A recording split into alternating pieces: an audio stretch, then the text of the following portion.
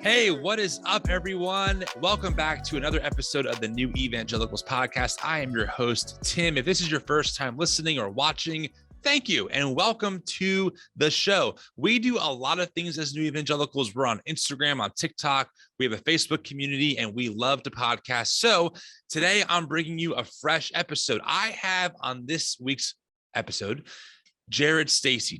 Stacy is a former pastor and current researcher of conspiracy theories and how they intersect with evangelicalism. This is a very important episode to listen to, my friends, because Jared used to be an evangelical pastor. His background is in the Southern Evangelical Baptist Convention. He eventually moved out of that as he discovered that conspiracy theories are a real problem in evangelical spaces. So we talked about what is a conspiracy theory? How does it work? What is Qanon, which is a big deal in a lot of Christian nationalist spaces. So this episode is very important. I think you're going to enjoy it. It's super informative. So buckle up. Here we go.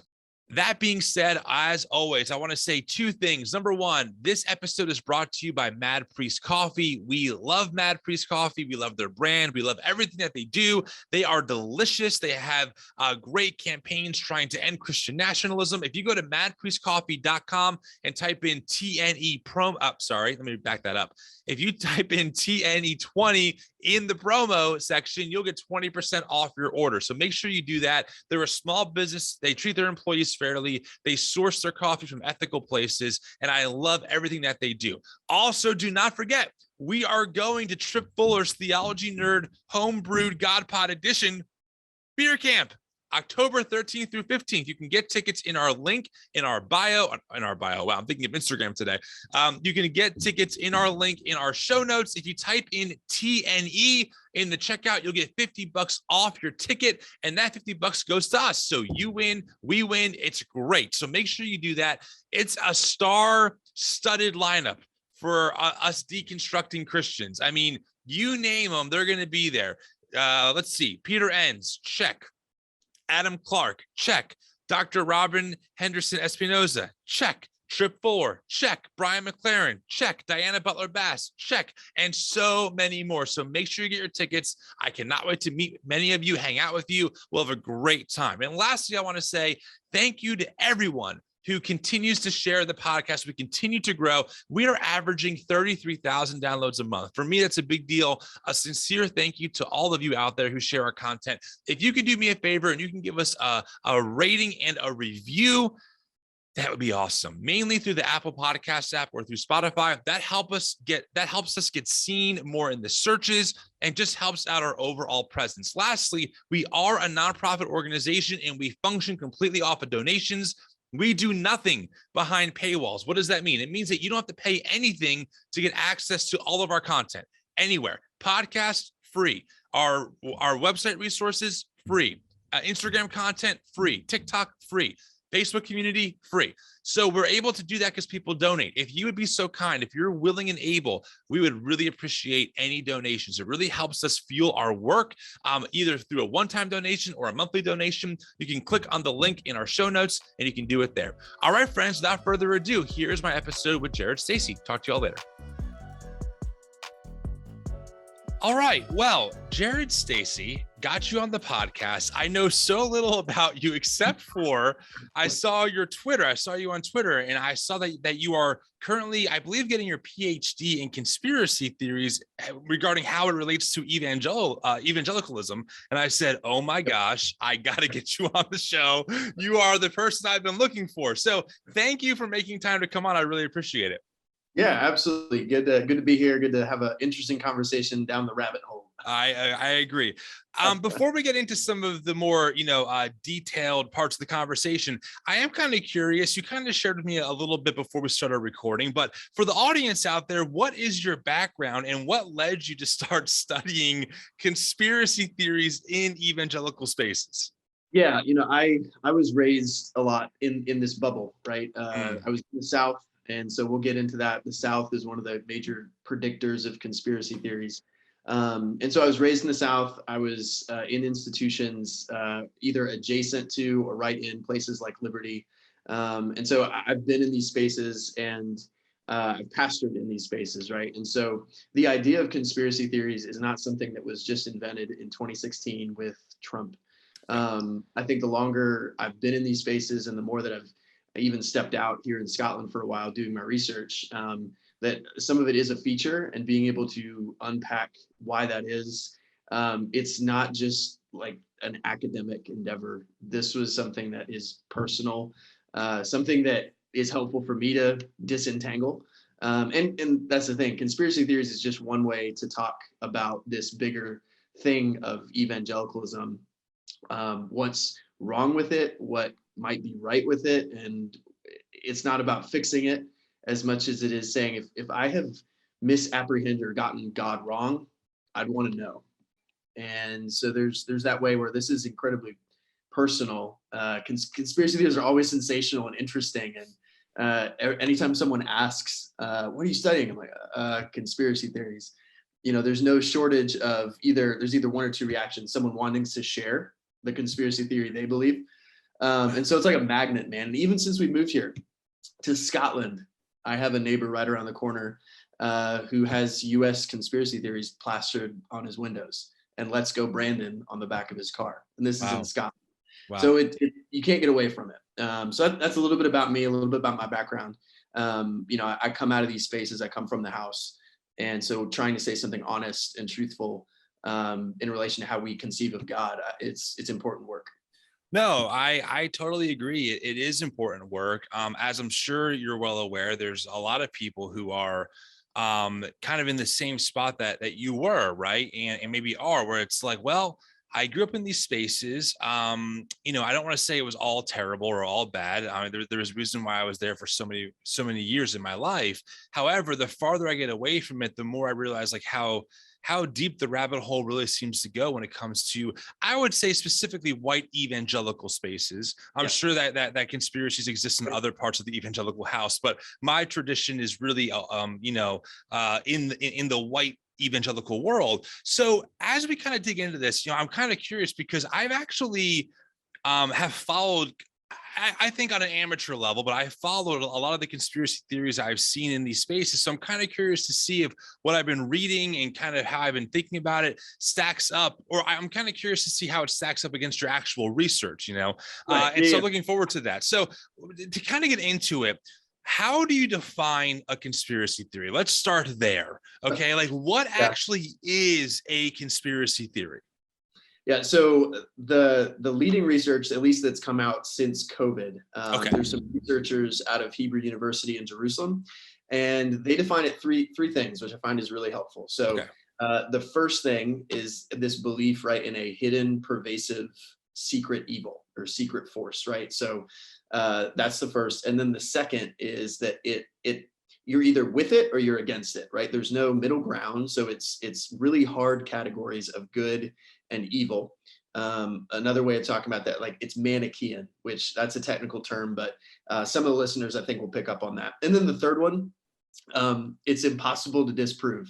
That's basically what they say. that it has a fluid epistemology. So it's like if you try to get a conspiracy theory in a corner to dispute it or say, hey, like this isn't real, it morphs, it evolves. And so that's what's dangerous about this. And that's why people that are in politics, it can be helpful, it can be weaponized. But those are the three big things that kind of define it. And that's what I'm using to kind of push it forward. There's a lot of different things to talk about, but those are three really good ones. No, I that is really helpful. I think for myself and for the audience. And it's interesting because while certainly conspiracy theories live outside of white evangelical spaces, like I think about, for example, 9/11, right? There was a lot of conspiracy theories going around that it was an inside job or that the towers, they actually had explosives inside of them. That wasn't really like a specific evangelical conspiracy theory. So obviously they exist outside of that world. However, I do think it's worth noting that those three things that you mentioned that are kind of the key ingredients, I can see how they would play into evangelical spaces really easily, because we have the problem of sin and Satan, and depending on which flavor of evangelical you are, the idea of the devil kind of always, oppressing you, or demonic oppression is there. This binary, either you're with God or you're against God. I can see how that plays over. And then also the idea of it's impossible to disprove, I think, is also very telling, because the evangelical apologetics world has done such a good job of always finding a way out of any kind of corner to satisfy enough any average evangelical who would only engage in the apologist content. So I can see those three connections and why they might feed each other. Am I sniffing along the right trail here? Oh yeah, no, I mean that's exactly it. The idea that conspiracy theories is not unique to evangelicalism. Some of my interactions with pastors in Australia and other places are actually saying, hey, like that it's not confined to Christians, but it's a nation co-opting religion to do the. So it's happening around the world, but we're here talking about the spaces that we were in, which is white evangelicalism. Right. And so it's really easy, and that's a conspiratorial thinking, right? To be able to say, well, let's deflect. What about over here, right? Like whataboutism is a form of conspiratorial thinking, right? So you bring in, you mentioned the evangelical apologetic machine, right? So there's a lot of it. There's a lot to get away with when you conceive of deconstruction, right, as something that can be monetized, and that's what evangelical apologetics are built around, right? Like, all right, we have to create this machine to counter a machine. But does that make sense? Like, there's a whole evangelical apologetic fighting, quote unquote, against deconstruction, but that requires it to, at some point, not define it accurately. And so again, it's kind of ironic that once you start unpacking what a conspiracy theory is and how it helps people think, right? I want to say that in a positive sense. It does help people think. It does offer explanations. It's not always good, and that's what draws people to it. But once you start unpacking some of the details of how these things function, you do start to see it in more places than just Q. You start to see it in a much broader sense, which again, it sounds like, a conspiracy theory, but again, like once you dive into this, I guess that's my way of saying, like, it's not just an evangelical problem. And we could talk a little bit more of how much bigger it is, but I'll leave that if we get to it. Yeah, if we have time, maybe towards the end, I would like to hear from you, to hear how much bigger it is outside of the world that we're a part of, because honestly, I have watched conspiracy theories, plural, really be inflamed, really starting in the, 2016 for sure, Qanon was here and there, but COVID was really the first time where I saw, wow, this is really widespread in the circles I'm a part of. And really quick, I do want to mention, you made a great point about the apologetics industry. And listen, I'm not here to shit on all those people. Okay, they're made in God's image, and some of them I think are really respectful and really do want to have good faith dialogue. So I'm not saying that they're all maniacal or even intentionally doing this, but I do notice that one of the staples, and I say this as someone who was inside that world, is they will take terms, redefine them, and then argue against the terms that they've created. Right. So like they'll take deconstruction and make it their own thing, then they'll argue against what they've made it, or progressive Christianity, the same kind of thing. So I wanted to throw that out there because I totally agree with you. But regarding conspiracy theories, I feel like, and I would like your response to this, that yes, QAnon was definitely kind of there, during 2016 and during Trump, but that in my mind seemed to really get bigger after COVID really hit the scene. And I'm seeing what's that now defunct YouTube documentary, Plandemic, right? That came out, and I'm watching pastors reshare this, and I'm like, whoa, right? Or whatever it is, masks are tyranny, or whatever it is. So help me out here. I mean, is that for you? Is that when you start seeing conspiracy theories that maybe are now not masking themselves as conspiracy theories, but people are grabbing them and saying, look, it's all been planned. It's all been a pandemic. Is that when you see an uptick in your research, or has there really been this undercurrent for a long time and people like me are just waking up to it now? Yeah, I think maybe we could talk in terms of like an immediate problem and then a residual problem. Right. That Right. way, it's like there's a difference between a fever that is like about to break and just running a low grade fever. And I think if you want the bad news before the good news, Let's I do think it. some of the things that, like the historical work I've looked at with catching up on a lot of reading. Historians look at this, and this has always been with us. Going back to the Salem witch trials, you could draw a line from 1690s and just do all of American history through various conspiracy theories. So there's something to be said about the shape of America, particularly. But you are right. When 2020 hit, if you're in these spaces long enough, yeah, you're aware that there's always that family member or that person who believes conspiracies, and the 9/11 stuff may be over there in a corner of YouTube, but it did resurface and go mainstream in 2020. And that's really what a lot of my research is picking up on, is like, okay, how do we talk theologically about what happened in 2020 with the pandemic and with politics? And so you are right, and being able to say, okay, this is the resurgence of this way of thinking that's been with us for a really long time. And I found one of the helpful ways to talk about it is like just paranoia, right? Like people were looking and are looking for a way to explain in a way that keeps them from the pain of having to rethink their commitments, their allegiances. It's a whole lot easier to think that the government planned COVID and this idea of control, right? Instead of thinking that there's not in control. And there's a lot of when you look at the pandemic and you look at like this fear of a totalitarian state. On the other side, you have January 6th, where it was basically, if we can't have a totalitarian state, then we don't want to have democracy, right? So the conspiracy theory of I'm afraid is, you see how it's a mirror. Like these conspiracy theories, we're afraid of tyranny. Well, then on the other hand, you have an evangelical politic, and I'm not laying January 6th solely at the feet of evangelicals. Like, don't get me wrong there. But at the same time, like the Christian imagery and all of this idea of taking America back for God, nationalism, right? Conspiracies are a feature of that. And so, yeah, it went mainstream. If we noticed an uptick, it's not because it was new. It's because the situation called for it. And there's a lot in our culture, particularly white supremacy, that has used conspiracy theories as a way to shore up and defend its ideology throughout history. So that's the bad news, is that it's a lot more of a rabbit hole and a lot more digging through the various ways that we've tried to defend white supremacy, nationalism, that get in bed and co-opt Christianity to those ends. So it's much.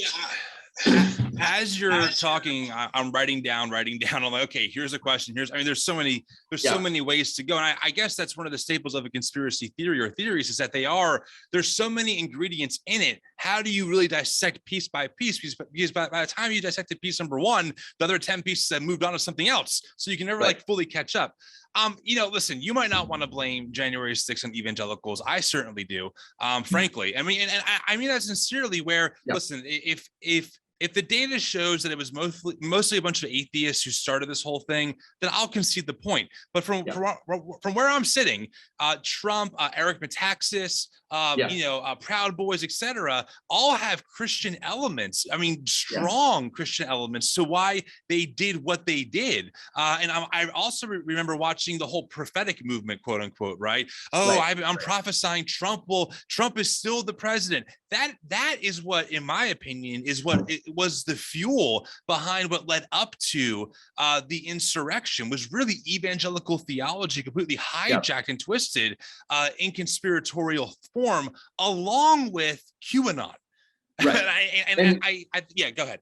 No, I want to make sure, because again, I agree exactly with what you're saying. So when I say I don't want to lay it totally on evangelicals, what I'm saying is I don't want to get to this point where at least what I've heard in circles is saying like, oh, well, no real evangelical would be there. And that's just a no true Scotsman. Right. And so I'm not buying that. And my conversation in those spaces have always been, look, if your only defense for why Christianity is not on display at January 6th is no true Christian would be there, how can you expect people to tell the difference who are non-Christian? They can't, right? So when I say I don't want to lay January 6th at the feet of evangelicals, it's just a way of saying not everyone that expresses like an evangelical faith was there. Right. But from my point of view, with the spaces that I inhabit, if I don't say, yeah, it was explicitly Christian and a lot of those things have evangelical roots, then I'm also not being honest. So again, like parsing that, the nuance is required. But again, we're not really in a moment. I'm transitioning from an academic to being able to just say like, yeah, like we need to be honest. So I want to make that clear for your listeners too. I'm not trying to parse that or no true Scotsman that, because no, again, for sure. I mean, don't forget my job is to be that person, right? I mean, I'll just say it bluntly, and your job is to say, well, Tim, you're being a little over the top here. Let me help as the academic in this conversation. Let me help you break it down. So you have full permission to do that. We need to be able to tell the truth. And if I'm sitting down with neighbors and they say, well, is this who you are? I'm saying no. But at the same time, I'd say, but I recognize everything that was there because I've been in these spaces, and that's not surprising. Yeah. Right. Like, yeah. That's the point.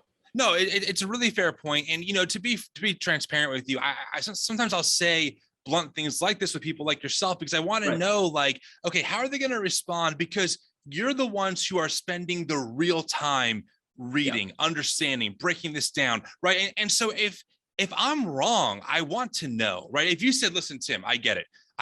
You want to put evangelicals, forefront, but we have data that suggests otherwise. I would want to say, great. Show me the data, because I want to know what's real, right? Yeah, but again, it just seems like the more I'm reading, the more I'm following, the more I'm listening, the more I think about it. It just seems like in particular, the evangelical language, the theology, and also, of course, how Trump has been courting really charismatic evangelicals in a lot of ways since 2016. It just seems like that was the engine that really helped drive the stop the steal nonsense to the point where people actually stormed the Capitol building. So that's why I say it like that. Does that make sense? Yeah. Yeah. Oh yeah. And yeah, I think I may have caught a little like, oh, let's nuance that, when really, again, by and large, like there is no truth telling that's happening about this. Let's be clear. Like that's why I'm doing what I'm doing, is because in the spaces where it most needs to be heard, it's, well, we weren't up there, but the reality is that a lot of stuff does happen where, again, it's all cast in this veneer of spirituality, which is precisely what makes conspiracy theories thrive. This idea of piety and this idea of God and country, and that association is what my research is trying to disrupt. So I in hindsight, I don't know if you and I were disagreeing as much as just coming at the problem from these different ends and meeting in the middle and saying, I want to make that clear. Yeah, no, it's a fair point. So I actually have something to tell you that I didn't tell you before. I actually have a QAnon book right here. Okay. Oh, there it is. This is called The Great Awakening. It's called An Invitation to the Great Awakening. It's written by WWG1 WGA, which stands for Where We Go One, We Go All. This is a book that was put together by the QAnon community, really, I think on 4chan. And most of it is just copy and paste of like their post. Frankly, it's full of grammatical errors. It's almost illegible in some places. I got about halfway in and I said, okay, I'm good. But I do want to park on QAnon for a little bit, because I don't know if our listeners understand the veracity and just the scope that QAnon really had with Trump and with so many of maybe the other things that we've heard about, but didn't realize that really it was like 2 steps down the line from a QAnon conspiracy. So can you kind of break down what QAnon was, and what we mean when we say the QAnon conspiracy? Yeah, sure. I mean, I think one of the things that everyone's grappling with, right, is the idea of how the internet is radicalizing people. And QAnon, I think, is going to be one of those, like, by name mentions in history textbooks for the foreseeable future as like, hey, this is how this happens and this is what it was. So, it originated on the dark web. It also originated these message boards that are dark web adjacent, 4chan, places like that. And there were these basically cryptic posts that claimed, and this gets into a little bit of how I'm trying to frame this, claimed kind of like secret special knowledge. And so the theological term for that is like gnosis, right? This idea that people who denied Jesus had a physical body back in the ancient church. They were called Gnostics, and they claimed to have this special hidden knowledge. And so it's basically in that same frame that QAnon, these posts about a great storm, a big storm that's going to sweep away all of these elites in government, and that tied in really well with Trump's rhetoric on the swamp, and things like that. And to the extent that started around 2017, it really metastasized and became this wave of sentiment. At least I remember. I'd be interested to see when you started recognizing it or seeing it. I started hearing about it and thinking, oh, this is not just out in the digital world. This is in my own community.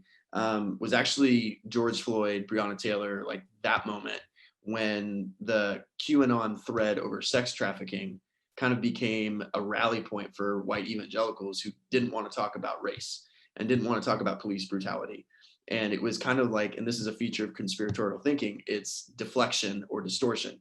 We'll distort what was really going on with George Floyd. I heard conspiracy theories about him, but then we'll also deflect. Well, we don't need to talk about racism. We actually need to talk about sex trafficking and and that was proved to be like a front for Q, or a door, a rabbit hole into Q. And so these cryptic posts kind of became more frequent and would include greater details of things that would happen.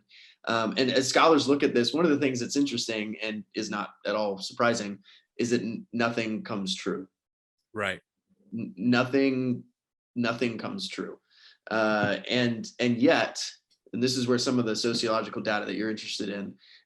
So PPRI did a year-long study to see how pervasive, how saturated the QAnon was in American culture. And then they redid it a year later this year. So 2 surveys a year apart. Okay. It barely moved. It barely went down.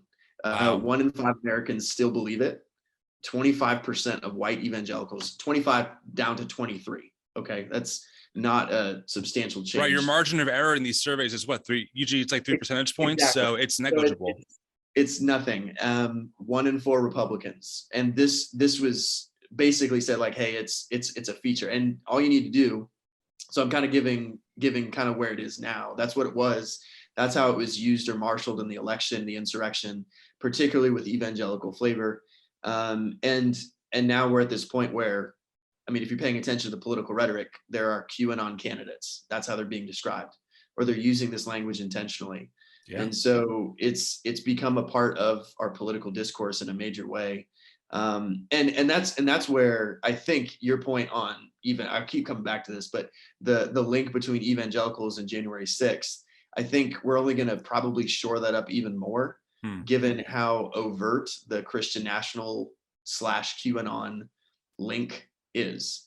Does that make sense? Like, yeah.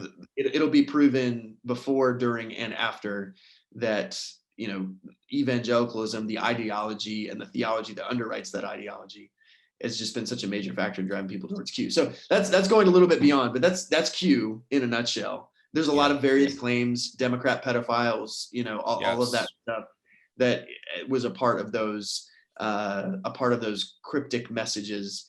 But it was cultish. No, you're absolutely right. I mean, you're 100% correct. My first time hearing of QAnon was maybe 2017, but it was kind of out of sight, out of mind. Okay, this conspiracy theory.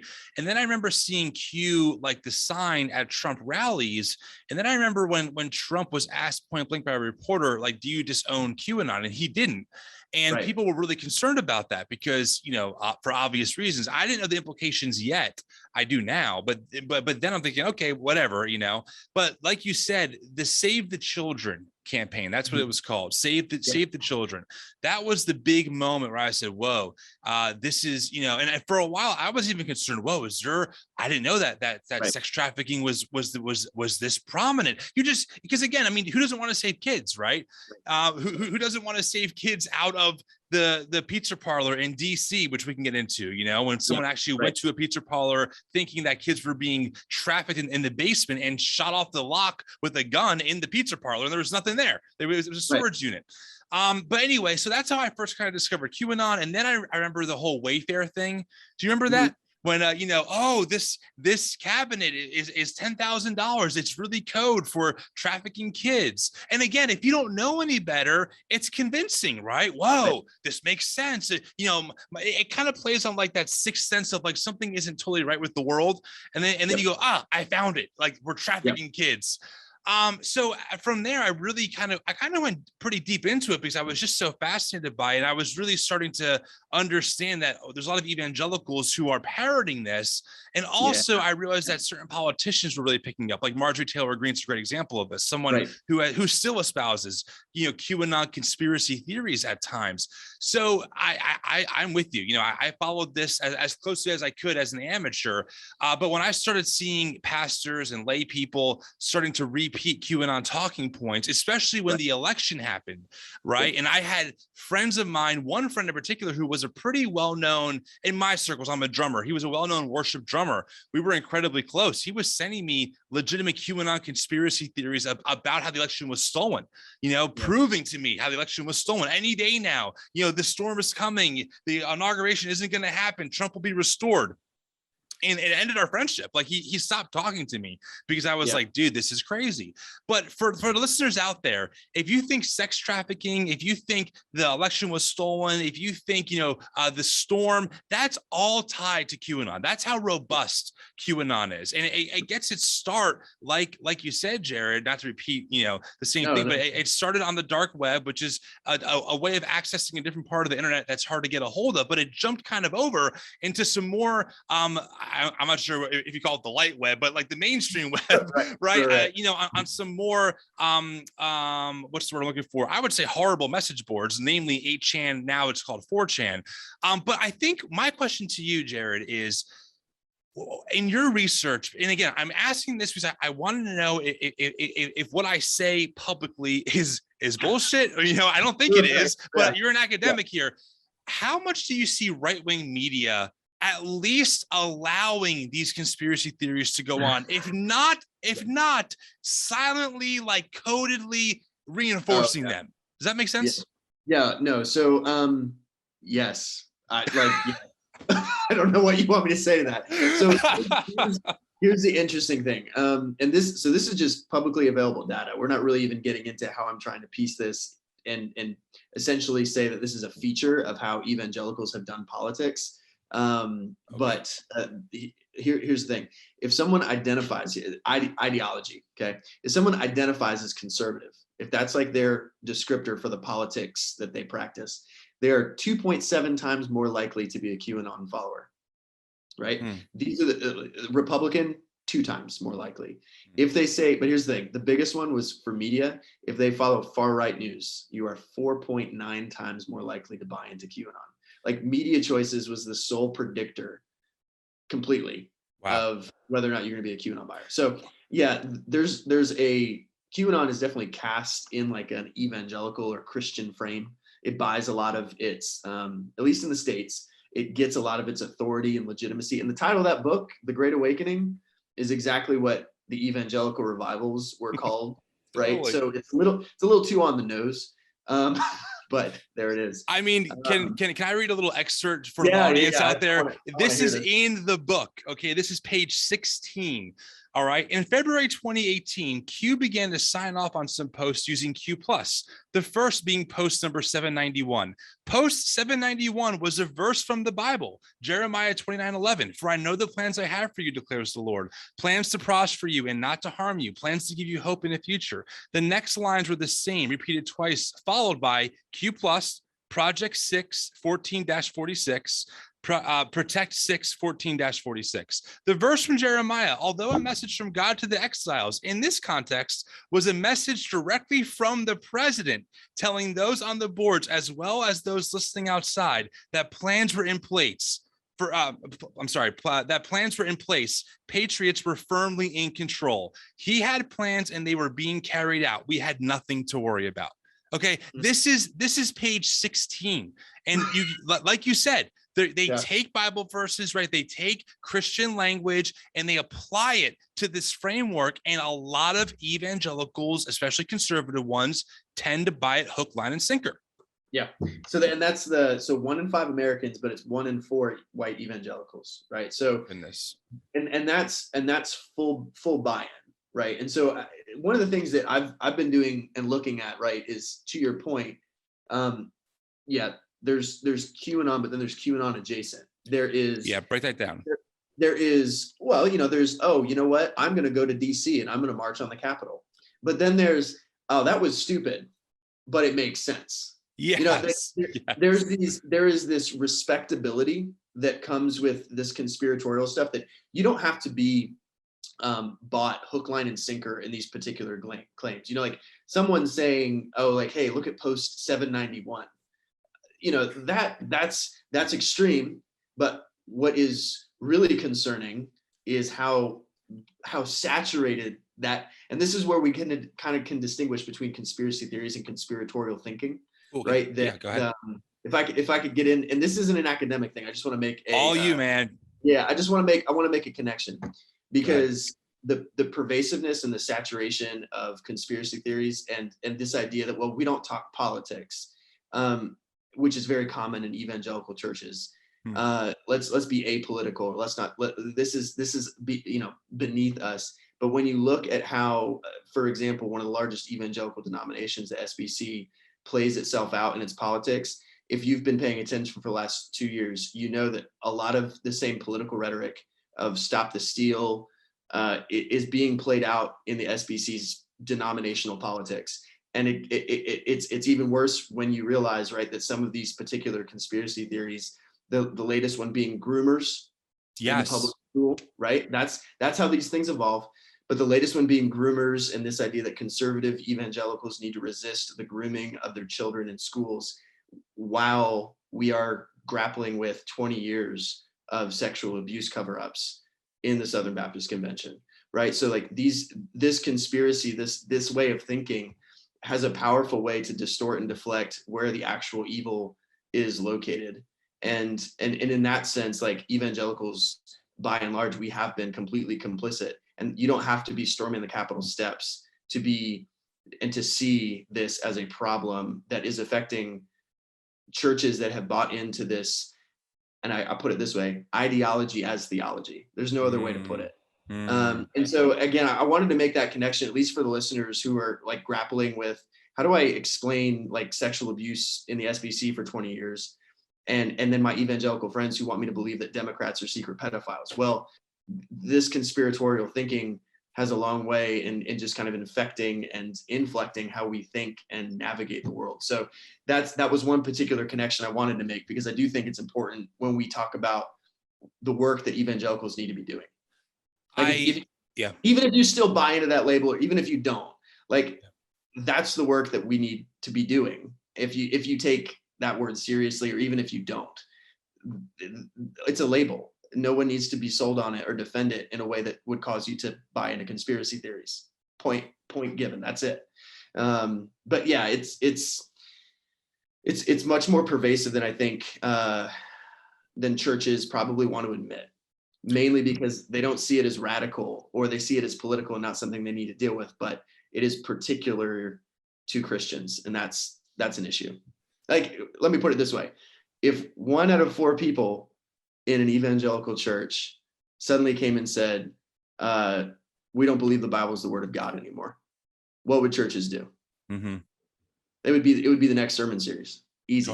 Totally. But when 1 in 4 evangelicals say, we don't believe that President Biden is elected, and that we might have to resort to violence, which is another, thing down the road. We might have to resort to violence to do that. What's the response of the church there? What will the church do when it becomes a breeding ground or a hotbed for disinformation that could lead to violence, justified violence in their minds? That's what we call radicalization. And evangelicals are very good, and have been very good, about recognizing that in radical Islam. And the problem is that paint that with a very broad brush in a way that's racist and xenophobic, right? But we are struggling now to apply it to ourselves. And that's just what's terrifying, but it's worthy of some serious pause on whatever programs or control evangelicals want to be taken seriously, and that's just not the case. Great. Sorry, I went on that. Oh, I wanted you to, and I want to Yeah. let the audience know you and I have never met besides a 2-minute conversation, and then I started hitting record, because if my audience, and here's why I say that, because Yep. if the audience follows us on Instagram, social media, I've Right. said almost the same exact wording. Like, hey, yeah, so the people who are storming the Capitol, they're problematic for sure. But the people who don't see that their own churches are breeding grounds for conspiracies, that's what's terrifying. I mean, literally almost word for word, I said the same exact thing, because like you said, right, people look for the sensationalism. Oh, well, I would never storm the Capitol. Yeah, but when Karen in your church, says, well, maybe Biden wasn't elected, you go, yeah, who knows? It's definitely complicated, right? That's when all of a sudden it's like, up, there it is. Like, there it is. There is that conspiratorial thinking inside the church. Instead of it being called out, I would argue that really evangelical spaces have become, like you said, the breeding ground. It's been allowed to incubate. It's been allowed to grow. It's gone largely unchecked. Very few pastors address it, if any, because like you said, they've done such a good job of always creating the next crisis, right? It was critical race theory for a while, and then it was, radical anti-racism work, and then it was Marxism, and then it was progressive Christians, and now it's grooming. It's always something, and that goes back. I'm thinking about now Satanic Panic in the 80s. I mean, this is right. This is not new. But I think, and I would love to get your thoughts on this, and then from there, go ahead and rant again. I don't mind. I love it. But I think one of the reasons why evangelicals in particular are so prone to repeating the same tactics out of the same playbook every 10 years is because we're taught to view things from a very ahistorical point. Like, well, don't look too far back in history. Don't go back to the 80s where we tried to freak you out about Satanic Panic and it was really nothing. It was all, no. Right now, this is new. There's all of a sudden there's this underground network of Democrats trying to suck the blood of children and molest them. This is happening now. Don't look back into history at all, because I feel like if we did that, we would see, oh, we've been here before, and it turns out that it was largely unfounded. Yes, it was. I'm sure during the Satanic Panic, there was some kids out there who did some satanic ritual, but the idea of it being super widespread and Dungeons and Dragons taking over our kids' hearts and, bringing the demonic portal over the White House, I don't freaking know. I'm ranting now, but this whole idea, it's like, we've been here. So what do you think about that? Riff off of that. Yeah, so this comes back to a conversation. So I'm just going to throw out a welcome mat. If anyone wants to come study in Scotland, there's a bunch of expats here who have been navigating a lot of this stuff from a distance. And so if anyone ever wants to get away, just find me. We can put you up in Aberdeen, and you can come meet some really smart people who love Jesus. And I think that's one of the things that when you start to grapple with this. So someone told me this recently. And I thought it was really good. That there's a lot of obsession over fixing evangelicalism. And they said, one of the challenges, the way that evangelicals present themselves is that they're the true defenders of the faith. Yeah. And so the option when you confront that God, the option is not repair. The option is either to deconvert or apostatize. Right. And that's a really difficult place to be, where you feel like, especially with conspiracy theories, especially when they're handed to you from people who also hand you the gospel, right? Do I have to buy into this? In just a very simple sense, do I have to be a Republican to be a Christian? And that's exactly the rhetoric that some of the more vocal churches, extreme churches, are touting. But when you talk about it's always been this way, you keep mentioning Satanic Panic, and today I wasn't reading about the 80s. I was reading about the 1680s, and I'm like, Tim doesn't know this, but he could be talking about 3 centuries ago, or he could be talking about now. Wow. And when the Salem witch trials broke out, Cotton Mather, who's this old Puritan, he wrote a defense of why the trials happened the way they did, and I won't get into it all. But one of the things he said that I'm like, I recognize that. Is he said 2 things. He said that that Satan had infiltrated the community, right? That state, like dark forces were threatening the Puritan churches, but this was proof that God was on their side and that God was testing them, Oh, right? And so I read that and I'm like, well, there it is. Like it's been something that we make these moves. And if I could, one book that's been really helpful that I think if people want to pick up is called One Nation Under Graham by a guy, Jonathan Redding, and he's a historian. And all he does is examine some of the rhetoric of Billy Graham.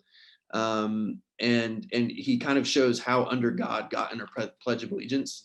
For me, it was really helpful because it went a long way to explain how nationalism and this kind of conspiratorial rhetoric kind of weaves itself in to make and drive people towards an evangelical point of decision. You know, like you're sitting and like, all right, bow your head, close your eyes. You know, a lot of those sermons that we grew up with, or maybe our parents' generation grew up with, involved telling us about our personal sin, but always against this backdrop of potential national catastrophe. Yeah. And some of that was conspiratorial. And so I think part of what moving forward looks like is realizing that the nationalism and conspiracies that have kind of framed what it looks like to repent, what it looks like to convert, coming to grips with the fact that our apprehension of who God is and the kind of control that evangelicalism tries to show through conspiracies, it's not the same God, man. I don't know how else to say that, but confronted with a choice of buying into like a conspiratorial view of the world versus a God who's in control. Like, again, I'm not putting the virgin birth on the table if I question or if I say that Joe Biden's president. I'm not negotiating anything that Orthodox Christianity for 2,000 years has held to. I'm not questioning the sinlessness of Jesus if I say, yeah, no, there was no pizza parlor. Right. But in some of these places, in these spaces, the battle for America has so conditioned and determined, like, if you put that flag up, Joe Biden, well, if you're a liberal, how could you be right about Jesus?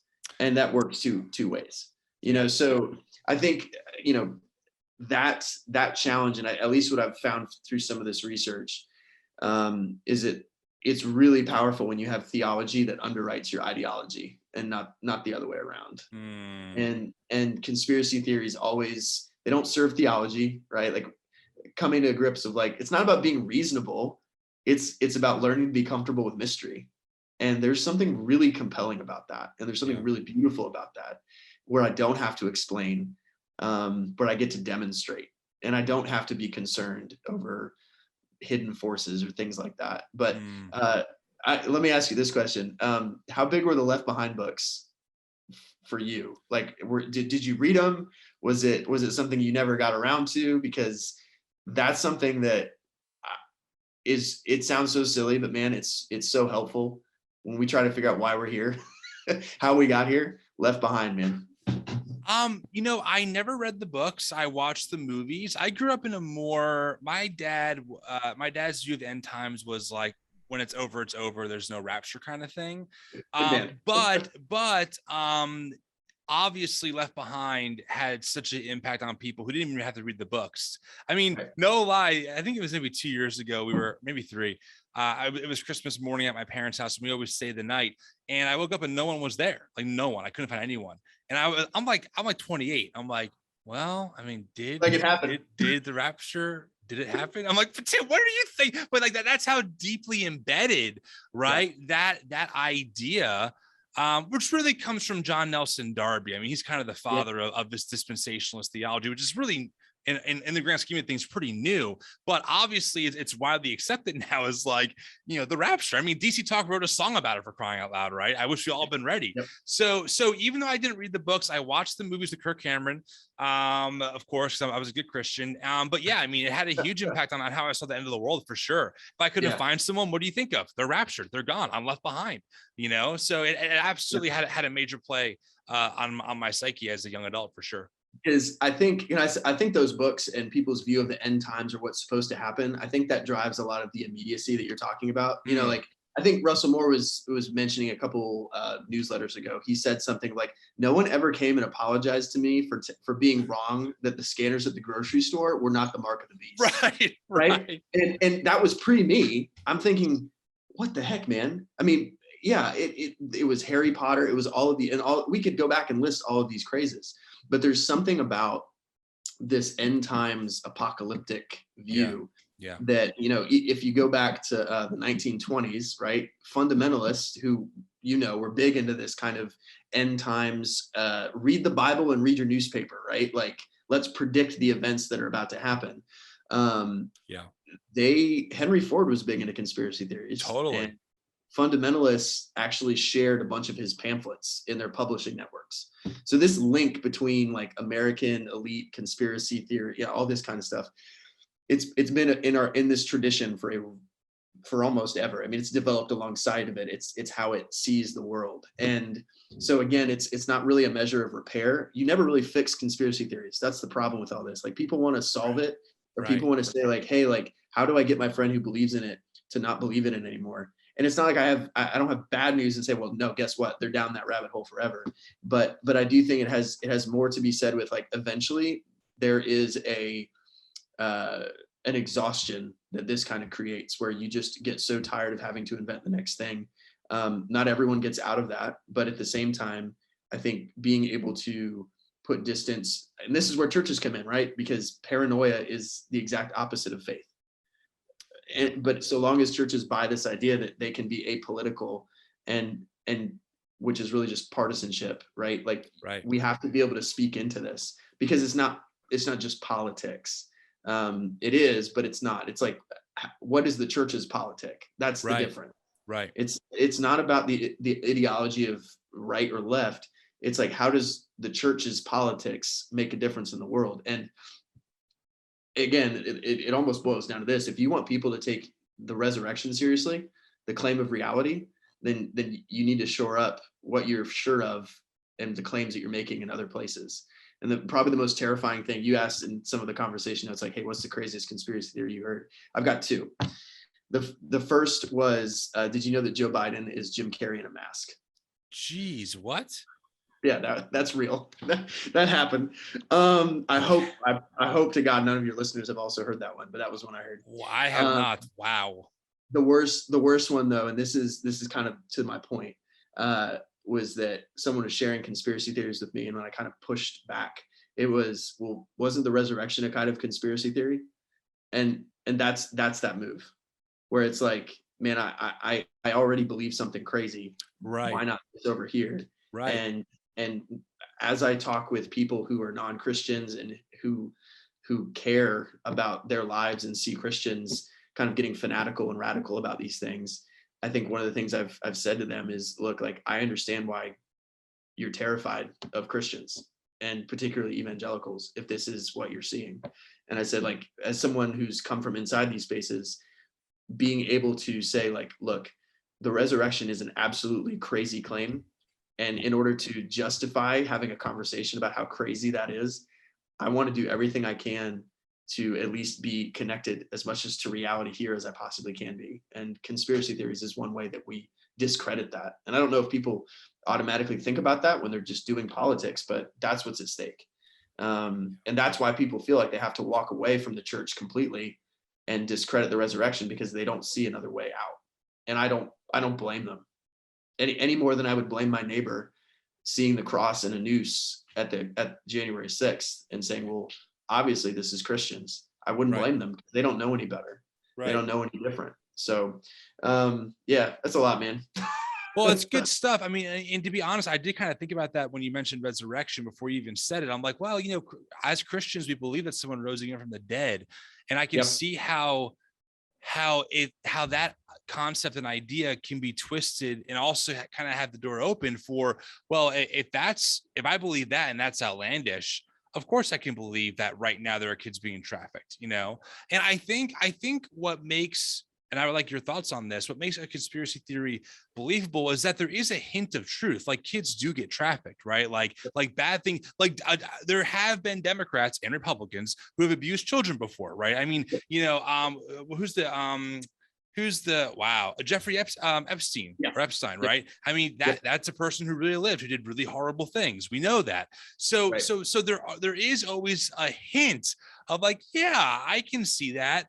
But then that becomes the foundation to build like really a house of cards of, oh, well, therefore Democrats uniquely are drinking the blood of kids in some underground labyrinth. You're like, well, that's a big jump from, Right. like kids are getting trafficked and we should stop that, to, yes, it's intentionally being done by Democrats for global domination.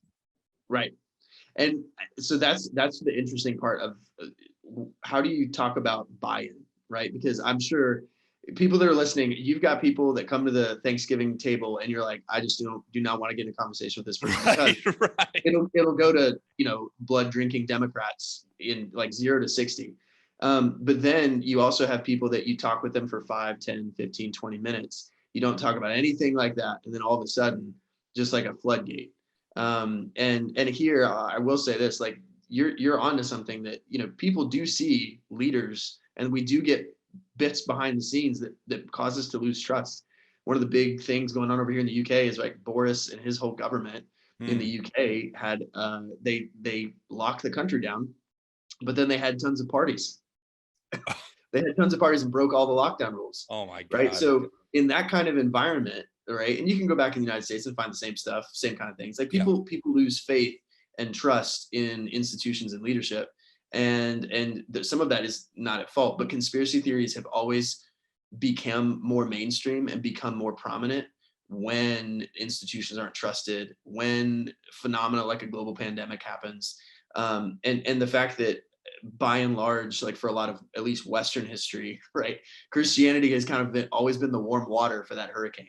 It's always been like, oh man, let's associate this. Every generation has believed that they're the last. Totally. That for Luther it was the Pope, and for Billy Graham for a period it was the communists, and so how do we Russia in the 80s? Yeah, exactly. So right. how do we work our way out of this framework of immediately thinking that the person across the street from me is part of this, they're either all good or all evil, and if you can't figure that out, then you're a threat. And that's the challenge, is bringing it down to that Thanksgiving table, right? Like, how do you talk to someone? How do you have a relationship with someone? You've mentioned you lost friendships. Like I have too. I've ventured that most of your listeners have as well. Yeah. How do we move forward with this, other than saying, look, like, I don't, on the one hand, we want to tie people and tether people to reality. And as Christians, being able to take a step back and say, well, I can bear with people, but to the extent that we help people harm people is where we have to draw a line and say, like, no, like, we can't act like this is not our problem. We can't act like we can be apolitical or not take a side or be some kind of moderate. I don't think that's an option, even more than it's to say we could ever fix it. How, like, both of those are not viable. I mean, here's where I struggle, right? So like you said, we all have those friends in our lives who we maybe lost a relationship with. And also it's, I guess, on one hand, it's kind of comforting to know that this is not new. On the other hand, we live in the information age. We in theory, we have better access to reality and to information than ever before. And yet these things they only seem to be growing, not really shrinking at all. And that's a crucial point. I like you. That is so important, that we have more information than we've ever had before, and yet we are more disconnected from reality than we've ever been. How is that possible? Right. Yep. And I think obviously social media and the internet, there's a lot of play here. Then you add a pandemic into that. So I certainly understand that there are a lot of ingredients that really, it seems like the past 15 years have been like this perfect storm, right? Yeah. Of ingredients that really have allowed conspiratorial thinking and conspiracy theories to enter the mainstream mind of the average American.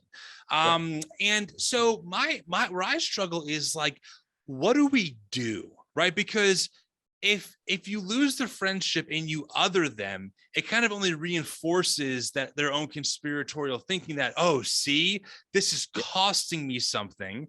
Yep. We often say that we don't want to become fundamentalists all over again on our end, right? We're trying to leave fundamentalism, not become radical all over again in other people that we don't like anymore. Right. But also, it just seems like it is, at least from where I'm sitting, it seems like it is impossible to have a real conversation. And to be transparent, I have a lot of them in my DMs with audio messages. I've talked to many people. I've even interviewed a pastor named Samuel Duth, who is part of Awakened Church in San Diego. I mean, they are a conspiracy theory loving church. They've had Charlie Kirk speak, Tucker Carlson speak, Candace Owens speak. They're actively fighting the school board to get CRT out, anti-mask, the whole nine. I've had him on the show, spoken to him respectfully. We had a respectful dialogue, but and that was almost a year ago. He's only gotten more radical. It's only gotten farther down that rabbit hole. What do we do? Like, do we just ignore it? Do we hope that one day it dies? Do we try and actively dismantle these evangelical systems that are breeding grounds for this? Do we try and push back? I feel like I cannot solve this Rubik's Cube, frankly.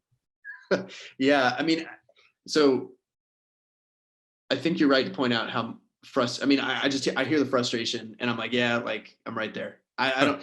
At one point, I don't want to jump too quickly into, well, here's just the XYZ that if we would just do this thing, because man, like, I do not have that, and more than anything, I don't even expect to walk away with this dissertation with any of that. If only to be able to say, well, look, if we would just do this, this, and this. And you know what convinced me on that was just the historical literature, like just reading.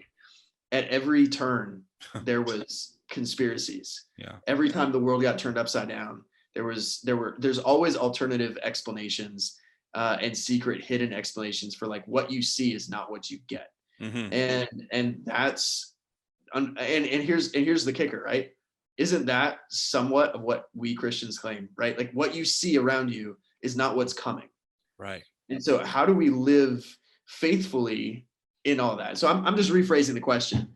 But here's maybe a couple things for like people who are listening, and some of this is drawn from the research. Others of it is just like, hey, one of my neighbors here, this might be hard to believe, is a full-on Putin apologetic.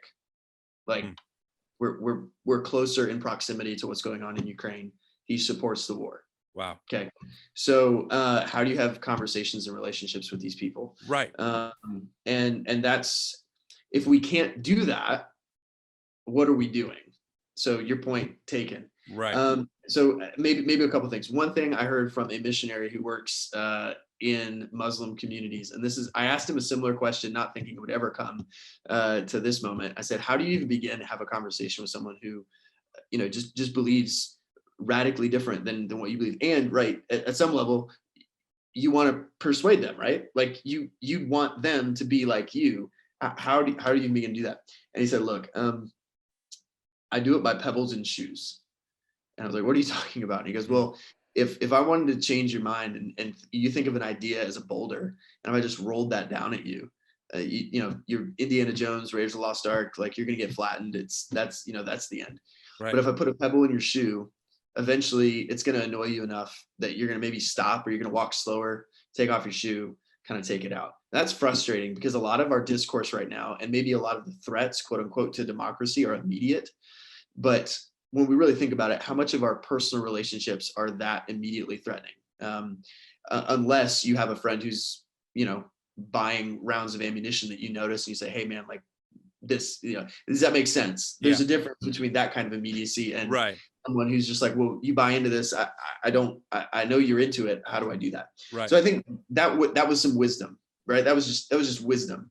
But as far, and I'm going to branch it out a little bit. As far as the church goes, I can't tell anyone what they ought to do or what they should do. But there has been something really helpful for us leaving the States. And I'm not saying that people need to leave. I'm not saying that's the only way it's going to work out. But what I've found and what was surprising was that the problems that I thought were in existence, the farther I got away, the more I found that they're more fundamental than we realize they are. And I this is just conjecture or opinion at this point, but part of my project has been like, with the intention of bringing it back to evangelicals somehow and being like, hey, like, look at this. Yeah. But the problem with this is that when you start to talk about repair doesn't make sense for people who don't think that they're part of the problem. Right. Like, here I found a fix, or I found that's not it. And to be honest with you, man, and you didn't ask me to say this, you didn't pay me to say this, but it's organizations like this that are having conversations like this that are trying to create these new spaces, like you said, that aren't fundamentalist in spirit, that are saying, look, like, something needs to change, and new spaces are one of the best ways I think that can be done, where the community is going to tackle new challenges and new problems. But like you said, you can't just ignore it. You can't, but at the same time, you can't other people either. Right. So there's some personal, like, interrelationship wisdom. I was like, man, that's good, from someone who's had experiences that I haven't. But from coming here and realizing that, you know what, maybe the fixes are not as simple. Maybe they're a little bit more embedded. Maybe these solutions are going to outlast us, and the best thing that we can do is, what are the spaces that need to exist 100 years from now? How do we begin to start new things? And recognize that maybe you don't want to spend, maybe your listeners don't want to spend their lives fixing something that can't be fixed. And that's not cynical to say that. It doesn't need to be. Right. Well, it certainly seems like you said, the major power players in white evangelical spaces, at least stateside, and I guess, across the globe, I'm thinking like it gets exported. Hillsong and stuff.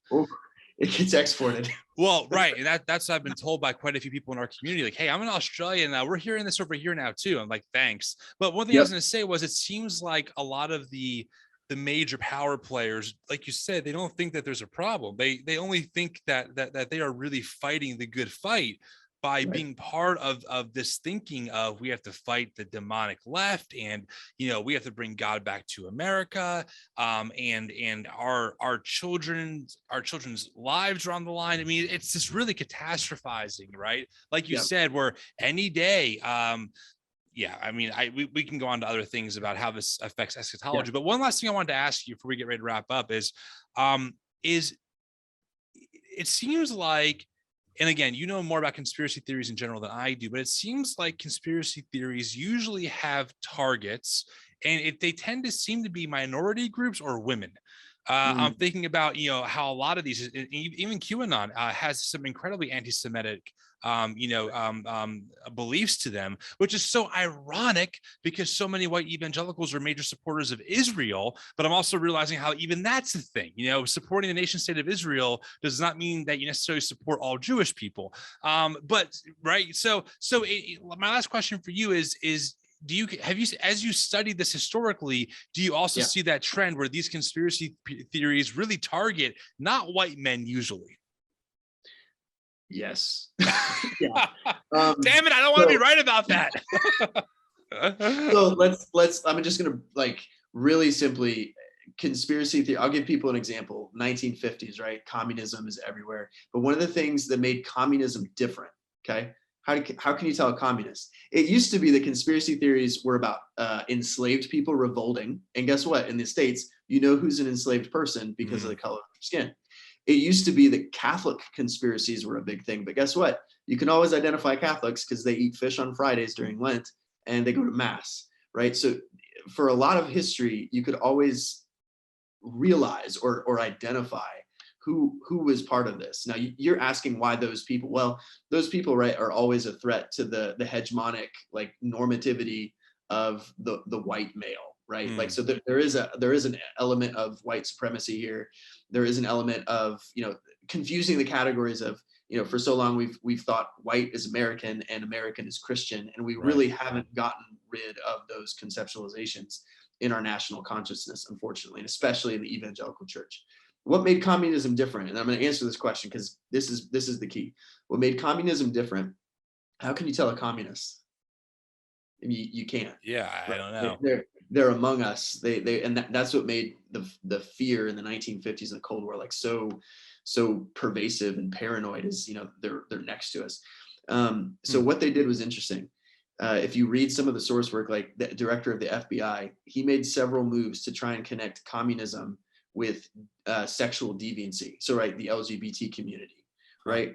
And so when they started to associate like communism with patterns of behavior, that was just another way for them to talk about social change that they didn't want to see happen. Wow. And so they deflected it and associated it with communism as a way to deal with problems abroad and at home as they perceive them. So conspiracy theories are always a way to shore up who's in and who's out. And so the problem is, okay, when this comes to church, who are we keeping in and who are we keeping out? Right. That's probably what the listeners here, that's what we're grappling with probably collectively together, is like, right. Why do I feel out when this just seems like so obvious? Like, of course, Joe Biden is president. And why would I feel like I need to leave my church if I believe that Joe Biden is, or why do I need to leave my church if I believe like wearing masks is a good thing? Right. Like, why? Well, because this discourse has gone on throughout American history as a way to other these various minority communities. And it's developed in ways that we have not even begun to scratch the surface of it. And we adopt this discourse like wokeness. Man, we don't have time to get into that, but wokeness is just another conspiratorial like invention to redefine and reset the borders. That's what it is. And so again, like once you see these moves that have gotten made in our past, the reason that these conspiracies always target minorities, target women, target like LGBT community, is precisely because they are perceived as threats to the established order. And so it's pretty predictable. I hate to say, but it's very predictable in those ways. And when the church allows itself to be a puppet of that, right? And Stanley Hauerwas said this statement, and I thought this is probably more descriptive of American evangelicals writ large than the radical ones who stormed the Capitol. Is he says, getting away from politics in order to keep yourself pure is a profound act of despair and hopelessness. And so we retreat into these cloistered communities where we can keep this order, homeschooling movement, et cetera, et cetera, et cetera. Conspiracy theories, like I said at the beginning, there's like this window that you can kind of hop through so you can talk about the thing as a whole. Right. And other people have talked about masculinity and feminism and racism. Conspiracy theories are just the language that a lot of that stuff speaks in evangelicalism. And oftentimes it's supporting an ideology that gets underwritten by a particular theology in service of it. And so it is a profound and powerful way of othering people that has just persisted for a long, long, long time.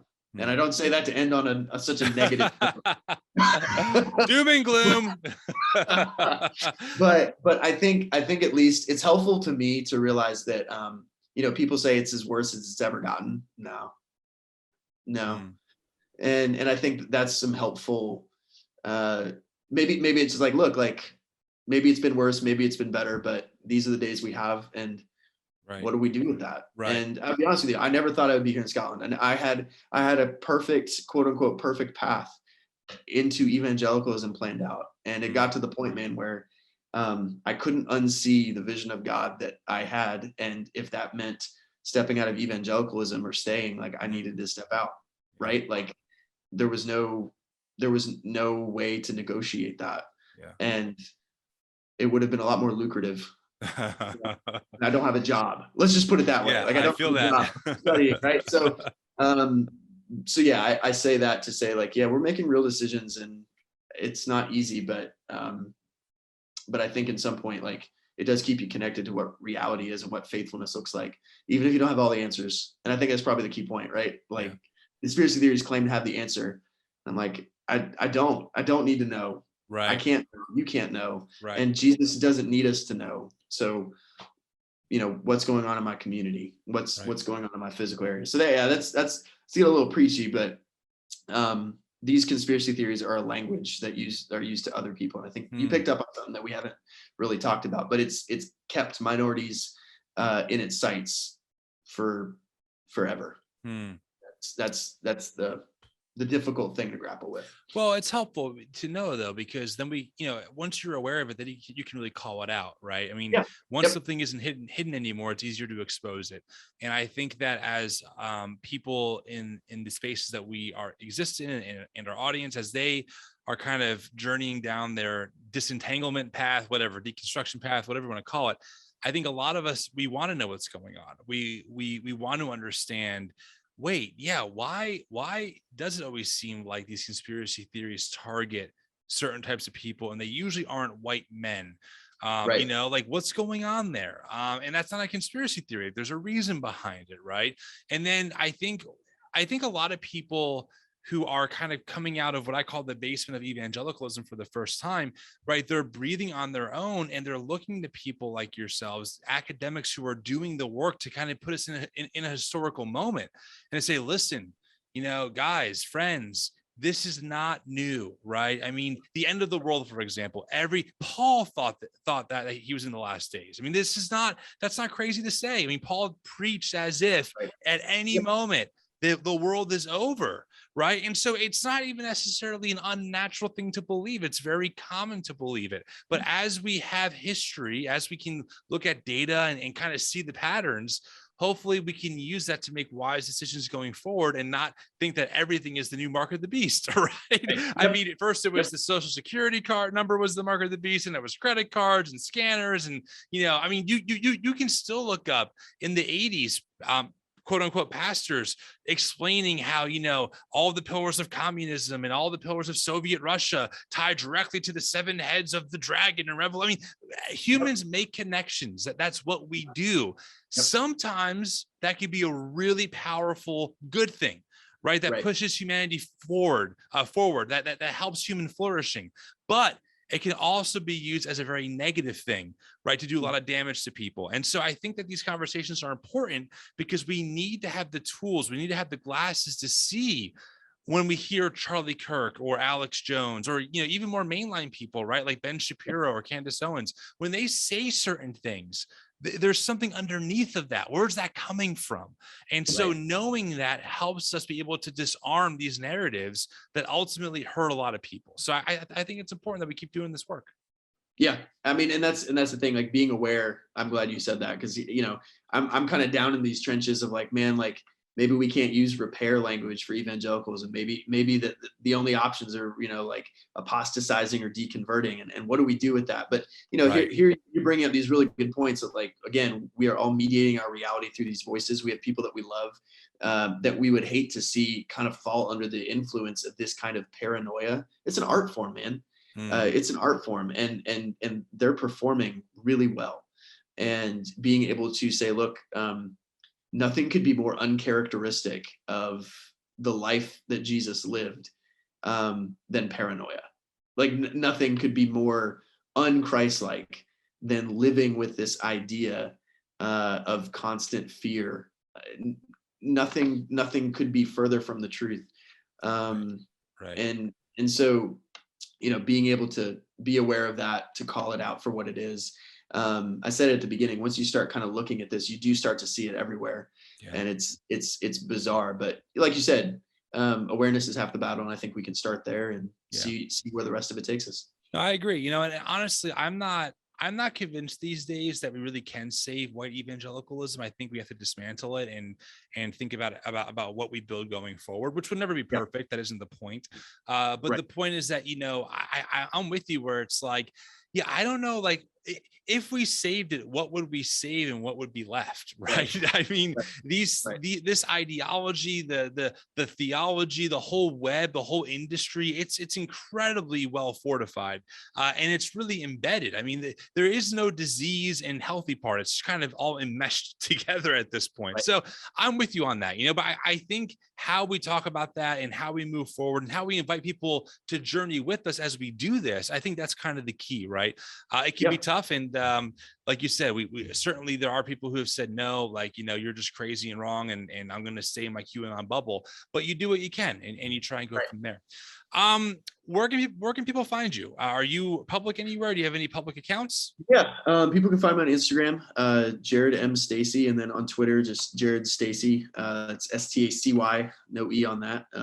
Instagram is, I got pictures of kids, and Twitter. So I'm a little bit more personal on my Instagram and a little bit more hot take and research driven on Twitter. But yeah, I would love to connect with anyone on either of those two.